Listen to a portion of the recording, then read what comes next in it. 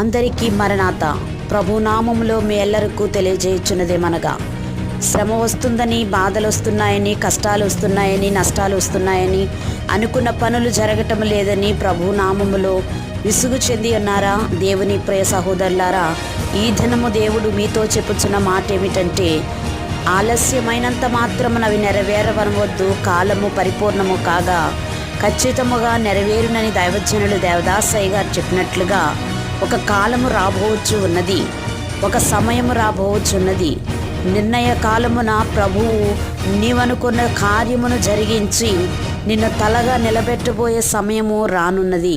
అవమానం ఎక్కడైతే నీవు అనుభవించావో అక్కడే నిన్ను ఘనపరిచి నిలబెడతారు.